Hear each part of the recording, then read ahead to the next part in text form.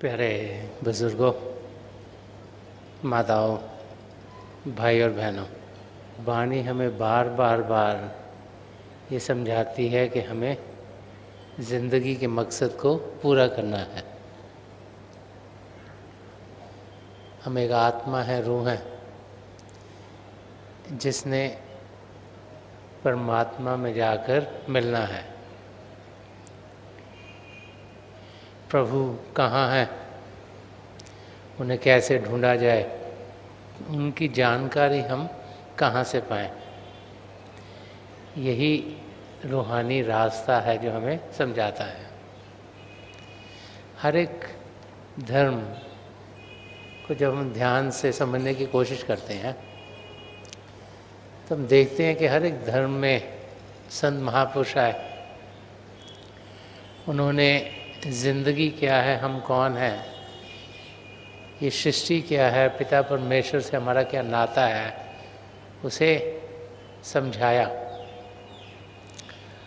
और जब उनकी ज़िंदगी की ओर देखते हैं तो हम देखते हैं उन्होंने अभ्यास किया, एकांत में बैठे, प्रभु का उन्हें कुछ अनुभव हुआ। एक शरीर में होते हुए प्रभु की उन्हें जानकारी प्राप्त हुई, और वही जानकारी वो चाहते थे कि औरों को भी प्राप्त हो। हम में से हर एक पिता परमेश्वर को जान सकता है, पहचान सकता है। कितना ध्यान हम उस ओर करते हैं उस पर निर्भर है कि कितना प्रभु को हम जान पाएंगे। हम लोग सैर के लिए जाते हैं, घर में बहुत गर्मी लगती है, इंसान सोचता है बाहर जाएं। तो जब सैर के लिए जाते हैं तो ज़्यादातर किसी बाग बगीचे में जाते हैं, क्योंकि बाग बगीचों को हम यही समझते हैं कि वहाँ पर फूल हैं, खुशबू है, एटमॉस्फेयर अच्छा है, कुछ अच्छे तरीके से बने हुए हैं। और जब बाग बगीचों में जाते हैं तो हम देखते हैं कि कोई बगीचा हमें अच्छा लगता है, कोई और अच्छा लगता है। तो सोचते हैं कि इस बगीचे में क्या फ़र्क है कि एक बगीचा एक जैसा लगता है, दूसरा को बेहतर लगता है, तीसरा कुछ और अच्छा लगता है। तो जब बगीचे को समझने की कोशिश करें तो उसके ज़रिए ज़िंदगी क्या है, बहुत सी चीज़ें समझ में आनी शुरू हो जाती हैं। देखते हैं बगीचे में तरह तरह के पौधे लगे हुए हैं, गुलाब के फूल, कोई और फूल, किसी और किस्म के पौधे। और देखते हैं कि कोई ना कोई माली, गार्डनर, इंचार्ज होता है जो देखभाल करता है कि बगीचे में क्या हो रहा है, किस किस्म के फूल लगने चाहिए, किस किस्म की नरिशमेंट चाहिए, खाद कैसी हो। जिसको समझ है कि किस किस्म की खाद किस किस्म के फूलों के लिए चाहिए, वो उस किस्म की खाद डालकर और किस तरीके से उन्हें पानी देना है, कितनी उसे धूप चाहिए, किसको शेड में लगाना है, किसको धूप में लगाना है, जिसको उसकी जानकारी ज़्यादा होती है वही उस गार्डन को, बगीचे को सही तरीके से रख पाता है। लेकिन बगीचा उगाने से पहले सबसे पहले देखना पड़ता है कि बीज, सीड्स कौन से डालने हैं। जिस किस्म के बीज डालेंगे उस किस्म के फूल निकलेंगे। और ये भी बहुत ज़रूरी होता है देखने के लिए कि बीज डालने कब है।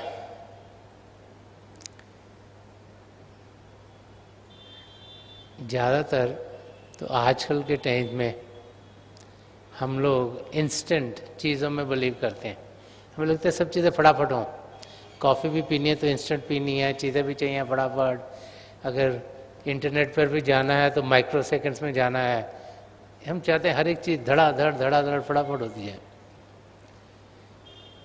तो बीज भी कुछ ऐसे बोने की कोशिश करते हैं कि आज बीज बोया कल फूल निकल आए, लेकिन ऐसा होता नहीं। तो जो गार्डनिंग है गार्डनिंग करना जिंदगी को समझना है। अगर आप में से कोई भी ऐसे भाई बहन जो अपने घर में गार्डनिंग करते हैं तो उससे आपको बहुत से एग्जाम्पल्स मिलेंगे कि ज़िंदगी में क्या होता है।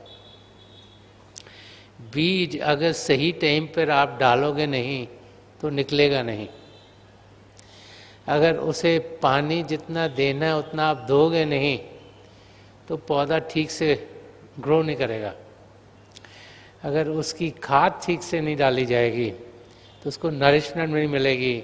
और अगर कोई पौधा उगना है जिसमें से कोई फल निकलने हैं तो एक तो ज़्यादा निकलेंगे नहीं और उतने मीठे नहीं होंगे। तो हर एक चीज़ की जानकारी अगर उस माली को नहीं होगी जो बगीचा बो रहा है तो फिर उस गार्डन में ना तो अच्छे फूल निकलेंगे, ना पौधे होंगे अच्छे जहाँ से फल निकले, और ना ही वो गार्डन सही तरीके से उगेगा। अब आप में से कई लोग शायद पुराने टाइम में कश्मीर गए हों या और जगह गए हों जहाँ पुराने पुराने गार्डन्स हैं जिनकी बड़ी तारीफ होती है। उनकी कितनी देखभाल की जाती है, उनमें क्या क्या उसके पीछे एफर्ट लगाए जाते हैं ताकि उस हालत में हो। वो जब आप खुद गार्डनिंग करेंगे तब आपकी समझ में आएगा।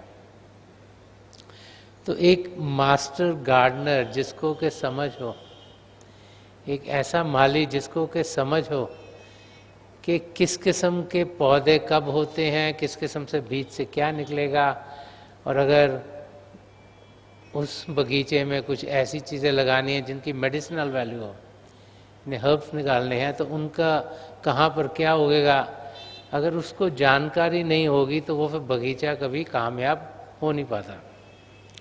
तो ज़िंदगी में भी ज़िंदगी को जानने के लिए अगर हम देखें तो हम आसपास देखें तो तरह तरह के इंसान हमें देखने को मिलते हैं। कोई कहता है मैं हिंदू हूँ, कोई कहता है मैं सिख हूँ, कोई कहता है मैं मुसलमान हूँ, कोई कहता है मैं ईसाई हूँ, कोई कहता है मैं बुद्धिस्ट हूँ, कोई कहता है मैं जैन हूँ। लोगों के कपड़े पहनने के तरीके अलग अलग, उनके बोलने के तरीके अलग अलग, उनकी समझ अलग अलग, उनके खाने के तरीके अलग अलग। एक बहुत बड़ा बगीचा है जिसमें हम सब उग रहे हैं। अब अगर हमें ये समझ में आए कि ये बगीचा सही तरीके से उगना चाहिए तो किसी की मदद चाहिए। इसीलिए रूहानी रास्ते पर बार बार समझाया जाता है कि जैसे बाहर की दुनिया में मदद चाहिए, अगर हमने इंजीनियरिंग पढ़नी है तो फिज़िक्स भी पढ़नी है, केमिस्ट्री पढ़नी है, मैथ्स भी पढ़ना है, कोई भी सब्जेक्ट लेना है तो कोई ना कोई टीचर प्रोफेसर चाहिए जिन्होंने उसमें तरक्की की है। तो जब हम कॉलेज में जाते हैं, लेट्स से हमने फिज़िक्स पढ़नी है और लेट्स से कि हम सिख हैं, सिख धर्म में पैदा हुए, तो हम ये नहीं सोचते कि अगर सिख धर्म वाला ही प्रोफेसर होगा तो मैं उसे सीखूंगा। प्रोफेसर चाहे हिंदू हो, चाहे मुसलमान हो, चाहे ईसाई हो, चाहे सिख हो, जिसको फिजिक्स आती है हम उससे सीख लेते हैं। हम ये नहीं कहते कि अगर मैं हिंदू हूँ तो सिर्फ हिंदू प्रोफेसर से मैं सीखूंगा और किसी से नहीं सीखूंगा। क्यों? क्योंकि हम जानते हैं कि जो हमें पढ़ा रहा है उसने अपनी चीज़ में तरक्की की है, उनको समझ है, इसीलिए हम उनकी क्लास में जाकर उनसे कुछ ना कुछ सीखते हैं। तो जो रूहानी रास्ता है, जो अपनी आत्मा को जानने का रास्ता है, जो परमात्मा को पाने का रास्ता है, जो मन इंद्रियों के घाट के ऊपर है, जब प्रभु को पाने के लिए हम कदम बढ़ाते हैं तो हम सोचते हैं हम अपने आप ही ढूंढ लेंगे कि पिता परमेश्वर को पाना क्या मुश्किल है, आंखें बंद करें तो प्रभु अपने आप हमारा काम कर देंगे, और कुछ भी समझे बगैर ये ज़िंदगी कैसे गुजरनी चाहिए, जो हो रहा उसी में ढले जाते हैं। अगर आप स्कूल में नहीं जाओगे तो आप पढ़ोगे कैसे? अगर हाई स्कूल नहीं पढ़ोगे तो कॉलेज में कैसे जाओगे? अगर कॉलेज से डिग्री नहीं लोगे बैचलर्स की तो आगे ग्रेजुएट अगर मास्टर्स या पीएचडी करनी हो आप कर नहीं पाओगे। तो एक एक करके 12 साल आप पढ़ते हो तो आपको हाई स्कूल की डिग्री मिलती है। 12 साल, ये नहीं कि आज स्कूल में गए तो कल के हाँ जी मैंने हायर सेकेंडरी कर ली। इसके बाद 4 साल और पढ़ते हो तो बैचलर्स की डिग्री मिलती है। ये नहीं कि आज कॉलेज ज्वाइन करा और कल को डिग्री मिल गई। मास्टर्स और पीएचडी करने में तो कई साल और लग जाते हैं। तो हर एक चीज़ को टाइम चाहिए, उसमें मेहनत चाहिए, उसमें रास्ता चाहिए, उसकी जानकारी चाहिए, तब आस्ते आस्ते आस्ते आस्ते जाकर हम प्रोफिशिएंट होते हैं, ताकि हम उस सब्जेक्ट की जानकारी पा सकें। लेकिन रूहानियत के रास्ते में हम क्या सोचते हैं? हम सोचते हैं ये तो बुजुर्ग जब होंगे तो सोच लेंगे, अभी तो हम जवान हैं, अभी तो दुनिया की चीज़ें बहुत सी सीखने को हैं, करने को हैं, देखने को हैं, कि जब रिटायर हो जाएंगे तो और कुछ काम होगा नहीं, तब हम पिता परमेश्वर को ढूंढ लेंगे। इंसान सोचता है कि समय के साथ जैसे जैसे हम बड़े होंगे हमें और समय मिलेगा, क्योंकि अब हम बड़े बिजी हैं। लेकिन वो इंसान जो कि अपनी ज़िंदगी को गुजारते गुजारते कई सालों की ज़िंदगी से गुजर गए, कोई 50 साल का हो गया, कोई 60 साल का हो गया, कोई 70 साल का हो गया, कोई 80 साल का हो गया, कोई 90 साल का, उनको अगर आप पूछो तो आपको यही समझाएंगे कि समय अब ज़्यादा तेज़ी से गुजर रहा है। दिन ब दिन इंसान और चीज़ों में धंसता चला जाता है, क्योंकि रिलेशनशिप बढ़ते चले जाते हैं, चीज़ें और बढ़ती चले जाती, नई चीज़ें निकलती जाती हैं, नई इन्वेंशन हो रही हैं, उनकी जानकारी के लिए समय चाहिए, और जो हम सोचते थे कि हमारे पास समय होगा वो होता नहीं। तो अगर हम इंतज़ार करते रहे कि हम जब बुज़ुर्ग हो जाएंगे तभी पिता परमेश्वर को पाएंगे, तो शायद समय ना रहे वो करने के लिए जिसको करने के लिए हम इस धरती पर आए हैं। हम सब यहाँ पिता परमेश्वर से मिलने के लिए आए हैं। हम लोग सब यहाँ आत्मा का मिलाप परमात्मा से कराने के लिए आए हैं। अगर वो मकसद पूरा ना हुआ तो ज़िंदगी बेकार हो जाएगी। इसीलिए रूहानी रास्ते पर चलने के लिए बार बार हमें समझाया जाता है कि हम किसी गुरु की शरण लें। अब गुरु कैसे ढूंढें? कौन सा गुरु है जो कि हमें मदद कर सकता है? अगर आप प्राइमरी टीचर के पास जाएंगे तो प्राइमरी की पढ़ाई कर सकेंगे, अगर हाई स्कूल के टीचर के पास जाएंगे तो हाई स्कूल की पढ़ाई कर सकेंगे, कॉलेज के प्रोफेसर के पास जाएंगे तो कॉलेज की पढ़ाई कर सकें। तो ढूंढें कैसे? इस पर महापुरुषों ने बहुत कुछ समझाया हुआ है। यहाँ पर समझाया जा रहा है कि ऐसे गुरु को बल बल जाइए, आप मुकट मोह तारे। ये लफ्ज़ चाहे 4 हैं, आप मुकट मोह तारे। तो मुकट कौन है? जिसके साथ कर्म नहीं जुड़े हुए। तो ऐसा कौन सा इंसान है जिसके साथ कर्म नहीं जुड़े? क्योंकि हर एक आत्मा के साथ कर्म जुड़े हुए हैं और तरह तरह के कर्म हैं। संचित कर्म जो सबसे भारे कर्म है, जो जब से हमारी आत्मा प्रभु से अलग हुई, जिस जिस टाइम में हमारे पास सोच हुए, बोल हुए और कार्य हुए, उसमें वो कर्म बनते चले गए। उनका संग्रह, जैसे स्टोर हाउस ऑफ कर्म, वो संचित कर्म, उनमें से इस ज़िंदगी में जिन्हें ढालना है हमें उन्हें प्रलभ कर्म कहा जाता है, जो हमारी ज़िंदगी में होंगे। और फिर क्रियामान कर्म, रोज़ाना हम सोचते हैं, रोज़ बोलते हैं, रोज़ कार्य करते हैं। तो तीनों कर्म हमारी आत्मा के साथ जुड़े हुए हैं। तो आप मुकट, ऐसा कौन है जिनके कर्म है नहीं? जब हम गुरबाणी को पढ़ते हैं, महापुरुषों की वाणी को पढ़ते हैं, तो बार बार बार हमें समझाया जाता है। जैसे संत दर्शन सिंह जी महाराज ने अपने एक शेर में फरमाया कि लौट आए हैं यार के दर से, वक्त ने जब हमें पुकारा है। कि प्रभु चाहते हैं कि हम प्रभु से मिलें, प्रभु चाहते हैं कि हमारी आत्मा का मिलाप परमात्मा से हो। तो हर वक्त परमात्मा किसी न किसी को यहाँ धरती पर भेजते हैं जिनके ज़रिए वो हमें प्रभु की याद दिलाएं। ऐसे गुरु की खोज करना ऐसे गुरु को पाना एक इंसान की बहुत बड़ी खुशकिस्मती है। हम लोग बड़े खुशकिस्मत हैं कि हमारी ज़िंदगी में हजूर बाबा सावन सिंह जी महाराज, परम संत कृपाल सिंह जी महाराज और दयालपुर संत दर्शन सिंह जी महाराज की दया मेहर हुई। ऐसे महापुरुष कर्मों से रहित थे। जिसके अपने कर्म होंगे वो हमें क्या मदद करेगा, तो अपने कर्म ही काटता रहेगा। जिसके कर्म नहीं होते वो ही हमारे कर्मों का बोझ हल्का कर पाता है। बार बार बार जो रूहानियत का रास्ता में ये समझाता है कि आप मुकुट मोहे तारे, क्योंकि उनके ऊपर बोझ नहीं है तो हमारा बोझ लेकर वो हमें ये जो भव सागर है जिसमें हम आ गए हैं इससे वो पार करा देते हैं। तो एक सच्चे गुरु को ढूंढना, उनकी दया मेहर पाना, और आगे फरमा रहे हैं कि गुरु का दर्शन देख देख जीवा, कि जिंदगी गुजारनी कैसे है उनके दर्शन करके। क्यों? संत कृपाल सिंह जी महाराज बार बार फरमाते थे कि 2/3 spirituality comes to the eyes of the master, के 2/3 हिस्सा जो रूहानियत का है वो हमारे सदगुरु की आंखों से आता है। वो 1/3 हिस्सा है जो कि पढ़ने से, लिखने से, कुछ सुनने से आता है। इसलिए बार बार बार जब हम हिस्ट्री को पढ़ते हैं हमें महापुरुषों के दर्शन करने को कहा जाता है। कबीर साहब ने फरमाया कि अपने सदगुरु के दर्शन एक बार ही नहीं, दिन में 1000 बार ही करो, क्योंकि उनकी जब नज़दीकी पाते हैं तो उनके माहौल में हमारा ध्यान दुनिया से हट के प्रभु की ओर हो जाता है।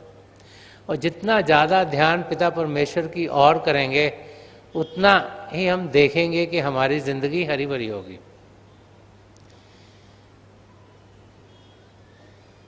संत दर्शन सिंह जी महाराज जिन्होंने बहुत कुछ रूहानियत के बारे में लिखा है, वो जब एक महापुरुष की नज़दीकी हम पाते हैं तो क्या होता है, उन्होंने सर्दी का एग्जाम्पल लेकर, जो सर्दी में पतझड़ होती है और उसके बाद जब स्प्रिंग टाइम आता है, छोटे छोटे पौधे निकलने शुरू हो जाते हैं, बर्ड निकलने शुरू हो जाते हैं, ग्रीनरी आनी शुरू हो जाती है। वो एग्जाम्पल लेकर वो जो परिंदे जो कि सर्दी में बंद से होते हैं, आते नहीं बाहर, वो आने शुरू हो जाते हैं। तो एक जगह फरमाया कि सावन की ये घटाएं, ये मद भरी फजाएं, कि स्प्रिंग टाइम में बादल आने शुरू हो जाते हैं और बादलों को हम प्रभु की ग्रेस के साथ कंपेयर करते हैं कि सावन की ये घटाएं, ये मद भरी फजाएं, ए बुलबुलो चमन में लो फिर बहार आई। कि जहाँ पर चीज़ें सूखी थीं वहाँ पर हरियाली आनी शुरू हो जाती है। वो जिंदगी जो कि प्रभु से दूर होने के नाते, वो जिंदगी जो कि बिखर सी गई थी क्योंकि हमारी आत्मा प्रभु से अलग हो गई है, तो वहाँ पर हरियाली आ गई, खुशियाँ आ गई, मौसम बेहतर हो गया है।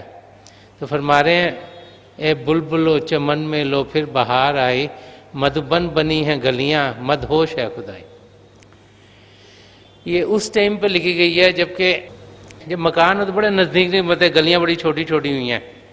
तो फरमा रहे हैं कि इन गलियों में ऐसे लग रहा है कि बगीचे बन गए हैं और हर जगह मदहोशी ही मदहोशी है। आजकल के टाइम में इंसान सोचता है कि अगर मदहोश होना है तो शायद उसको शराब पीनी है, लिकर पीनी है, ड्रग्स, हेलुसिनेटिंग ड्रग्स लेनी है, और तभी इंसान मदहोश होगा। लेकिन आप में से वो भाई बहन जिन्होंने हजूर बाबा सावन सिंह जी महाराज या परम संत कृपाल सिंह जी महाराज या संत दर्शन सिंह जी महाराज की नज़दीकी पाई होगी, आप उनके सत्संगों में गए होंगे, तो आपने ये ज़रूर नोटिस किया होगा कि जैसे ये महापुरुष उस संगत में पहुंचते थे तो हर एक के चेहरे पर एक खुशी, एक मदहोशी का आलम सा बिखर जाता था। वो इंसान जो चाहे बहुत दुखी हो, उनके चेहरे पर बहुत तकलीफ लग रही हो, ऐसे महापुरुषों के दूर से दर्शन करके ही वो ऐसे हो जाता था कि घंटों घंटों तक 6, 8, 10 घंटे तक इंसान बैठे रहते थे, ना कुछ सोचे बगैर, और एक मदहोशी के आलम में रहते थे। तो उस मदहोशी की यहाँ बात की जा रही है, जो रूहानी मदहोशी है, जो हमारी आत्मा की गहराई से आती है, जिसके लिए कोई बाहर की कोई चीज़ ज़रूरी नहीं है। क्योंकि जो शराब है, जो भंग है, जो चरस है, जो हेलुसिनेटिंग ड्रग्स हैं, ये तो हमारी चेतनता को ख़राब करती है, बिगाड़ती हैं। हमने और चेतन होना, और चेतन होना, हमने अपनी असलियत को जानना, और असलियत को जानना है प्रभु की नज़दीकी, क्योंकि हमारी आत्मा परमात्मा का अंश है। प्रभु कहीं बाहर आसमान में नहीं, हम सबके भीतर बैठे हुए हैं, वही हमें जान दे रहे हैं, उन्हीं करके हम जीवित हैं। ये हमारे लिए जानना बहुत ज़रूरी है। हम हैं, हम कभी यहाँ भागते हैं कुछ लेने के लिए, कभी वहाँ भागते हैं, कभी वहाँ भागते हैं, कभी वहाँ भागते हैं। और अगर आप बाग बगीचे में जाओ तो क्या उधर पेड़ उग रहे हैं, पौधे उग रहे हैं। उनका एग्जाम्पल अगर देखो, एक पेड़ उग रहा है, वो ना बोल सकता है, अगर उसे कोई तकलीफ है, लेट्स से कोई जानवर आगे उसके ऊपर चढ़ रहे हैं और कुछ और कर दिया, उस पर खराबी हो गई, तो पेड़ नहीं बोल सकता ओ हो मेरे ऊपर क्या हो गया। अगर कोई उसके आगे ब्रांच काट देता है, आप सोचोगे आपका आगे हाथ काट दे, आप कितना शोर मचाओगे। पेड़ कुछ बोल ही नहीं सकता, ना वो चल सकता। उसको अगर प्यास लगे, ये नहीं कि वो अगर कहीं दरिया के पास है तो वहाँ पे चला जाएगा, ना बोल सकता है, ना सुन सकता है, ना कुछ, हमको लगता है कुछ कर नहीं सकता। लेकिन खाना कहाँ से खाता है? हम लोग तो खाना खाने के लिए क्या करते हैं, कोई यहाँ से गुड़गांव जा रहा है रोज जॉब करने के लिए, कोई घर छोड़ के बैंगलोर चला गया, कोई यहाँ से वहाँ भाग दौड़ कर है सुबह से रात तक, किस लिए? खाना खाने के लिए, कि शरीर को भोजन तो चाहिए, कपड़े भी चाहिए, मकान भी चाहिए रहने के लिए। तो प्रभु ने प्यार दिया, हम कभी यहाँ भागते हैं, कभी वहाँ भागते हैं, कभी वहाँ भागते हैं। अब पेड़ की क्या हालत है? उसको भूख लगे तो क्या करेगा? उसको पिता परमेश्वर पर विश्वास है। तो पिता परमेश्वर क्या करते हैं? हर एक पेड़ के लिए खाना पहुंचाते हैं, उनकी ड्यूटी है। तो पेड़ बैठे बिठाए, उसको पानी चाहिए तो बारिश हो जाती है, या कोई माली आगे पानी दे देगा। अगर उसको कुछ खाने को चाहिए, जो भी उसको नरिशमेंट है वो मिट्टी के जरिए, खाद के जरिए उसको पहुंचती है। और अगर पेड़ की हम हालत सोचे तो उसमें क्या है? पेशेंस, सब्र। सब्र तो हमारी जिंदगी से लगता है वर्ड चला ही गया। हम सोचते मुझे अभी मिल जाए, अभी मिल जाए, अभी मिल जाए। पेशेंस होना बहुत जरूरी है। पिता परमेश्वर को पाने के लिए इंसान के अंदर सब्र की जरूरत है। क्यों? क्योंकि पिता परमेश्वर कहीं बाहर की जगह में नहीं, हम सबके भीतर ही हैं। हमारी हालत तो ऐसी है, जैसे कबीर साहब ने फरमाया हुआ है, एक मस्ट डियर की, जो हिरन है उसके अंदर मस्क की बड़ी खुशबू आती है। मस्ट डियर खास किस्म का हिरन होता है। तो उस खुशबू को ढूंढने के लिए कभी वो इधर भागता है, कभी इधर भागता है, कभी इधर भागता है। तो उसको कभी रियलाइज नहीं करता कि खुशबू उसके अंदर से आ रही है। तो हम भी ये नहीं समझते कि प्रभु को पाने के लिए हमें कहीं जाने की जरूरत नहीं। पेड़ भी तो वहां पर ही खड़ा है। अगर हम शांत होंगे, पेशेंटली टिके रहेंगे, तो पिता परमेश्वर को हम जरूर पा लेंगे। और इसीलिए जो तरीका है पिता परमेश्वर को पाने का, वो अभ्यास करने का है। वो अपना ध्यान बाहर की दुनिया से हटाकर अंदर की दुनिया को करने का है। कि हम एक ऐसी जगह पर बैठे जहाँ शोरगुल ना हो रहा हो, जो हमारी इंद्रियां हैं, देखने की, सुनने की, सूंघने की, चखने की, स्पर्श की, उनको बाहर की दुनिया से अंदर की ओर खींचें। आंखें बंद करें, ध्यान अंदर की ओर करेंगे तो होता कि आंखें बंद करते ही मन जो नहीं चाहता हम पिता परमेश्वर को पाएं, वो कोई ना कोई विचार भेज देता है। तो विचार को हटाने के लिए हम मन ही मन प्रभु के नाम का जाप करते हैं। प्रभु के नाम का जाप क्यों करते हैं? क्योंकि हम प्रभु को पाना चाहते हैं, अपना ध्यान उनकी ओर करना चाहते हैं। जिस ओर हम ध्यान करेंगे वैसे ही हम बन जाएंगे। और जब मन ही मन प्रभु के नाम का जाप करते हैं तो मन में फिर ताकत नहीं कि वो कोई विचार भेजे। और उस स्थिति में जब बाहर से इंद्रियों को हमने अंदर की ओर कर लिया और विचार नहीं आ रहे, हम प्रभु के रूप के जानकार होना शुरू होते हैं। शुरू में तो अंधेरा लगता है, लेकिन उसमें रोशनी के चिन्ह दिखेंगे। जैसे रोशनी फूट के आ रही है, सुनहरे रंग की रोशनी, सफ़ेद रंग की, लाल, पीली, नीली, हरी, जामनी, किसी भी रंग की रोशनी आ सकती है। फिर आस्ते आस्ते आस्ते वो टिकती हैं और बहुत से नज़ारे देखने को मिलते हैं। तो बार बार बार महाप्रभु हमें समझाते हैं कि हमें धैर्य से, सब्र से, पेशेंटली पिता परमेश्वर की जानकारी पानी है। आस्ते आस्ते आस्ते वो आएगी, कोई चीज़ इंस्टेंटेनियसली होती नहीं। और वो भाई बहन जिन्हें नाम की देन मिलती है, जिनका ये दिव्य चक्षु खुलता है, उनके सद्गुरु यहाँ आकर हमारे भीतर बैठते हैं, तो वो समझाते हैं कि जैसे संत कृपाल सिंह जी महाराज फरमा गए हैं कि दिन का जो 10वां हिस्सा है, जो 2-2.5 घंटे के करीब है, वो हम अभ्यास के लिए दें। कि जब हम उनके बताए हुए रास्ते के मुताबिक चलेंगे तो हम फिर अपनी मंजिल तक पहुंचेंगे। अगर आप गार्डनिंग कर रहे हैं और आपको समझाया जा रहा है कि इस प्लांट को पानी हर दूसरे दिन देना है, तो अगर आप 2 हफ्तों के बाद दोगे तो वो सही सलामत से उगेगा नहीं। तो जैसे जैसे समझाया जाता है, अगर उस तरीके से हम अपनी ज़िंदगी बनाते हैं तो फिर हम अपनी मंजिल की ओर चल पाते हैं। तो महापुरुष बार बार क्या समझाते हैं कि हम एथिकल बने, सद्गुणों को अपनी ज़िंदगी में ढालें, सच्चाई से जिएं, नम्रता से जिएं, अहिंसा का रास्ता अपनाएं, करुणा से जिएं, प्रेम से जिएं, निष्काम सेवा भाव से जिएं। तो हम अपनी मंजिल की ओर ज़रूर पहुंचेंगे। एक पवित्र जिंदगी रखेंगे तो पिता परमेश्वर को हम ज़रूर पालेंगे। और अगर इस किस्म की ज़िंदगी हम बनाएंगे तो हम ज़रूर अपनी मंजिल तक पहुंच पाएंगे। भजन अभ्यास करना है, शांत अवस्था में पहुंचना है, प्रभु के नाम का जाप करना है, ध्यान अंदर की ओर करना है, ताकि हम अपने अंदर रोशनियाँ, आसमान, सितारे, चंद्रमा, सूर्य को पार करते हुए अपने गुरु के नूरी स्वरूप तक पहुँचे। वो हमें अंदर की यात्रा पर ले जाए, जो रूहानी यात्रा है, ताकि हम पिंड से ऊपर अंड में, अंड से ऊपर ब्रह्मांड में, उसको पार करते हुए, पार ब्रह्म में उसको पार करते हुए सचखंड में पहुँचे। पहले अपने सदगुरु में लीन हो, फिर वो हमें पिता परमेश्वर में लीन कराएं। तो इस यात्रा पर हम सब जा सकते हैं। हमें अपनी ज़िंदगी को पाक करना है, साफ करना है, उसको सद्गुणों से भरना है। हमें समय बाकायदगी से निकालना है भजन अभ्यास के लिए, तो हम अपनी मंजिल तक ज़रूर पहुंचेंगे।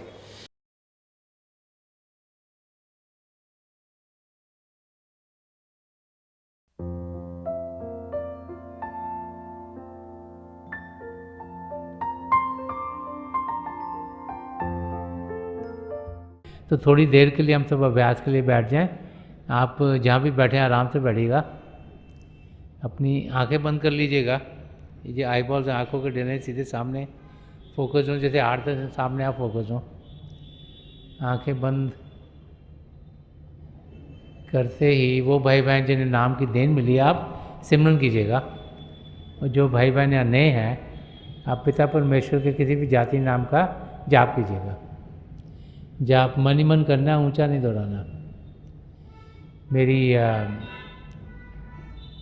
प्रभु के चरण कमलों में, और जो पिछली सेंचुरी के महापुरुष हैं, हजूर बाबा सावन सिंह जी महाराज, परम संत कृपाल सिंह जी महाराज और दयाल प्रसन्न दर्शन सिंह जी महाराज के चरण कमलों में यही प्रार्थना है कि जो जो हम सबके लिए बेहतर हो, ये महापुरुष हमें दें, हमें सबके साथ जोड़ें और हमारे भीतर प्रभु की ज्योत के हमें दर्शन करवाएं। थोड़ी देर में मैं आपको इस बैठक से उठाऊंगा और मेरी शुभकामनाएं आप सबके साथ हैं।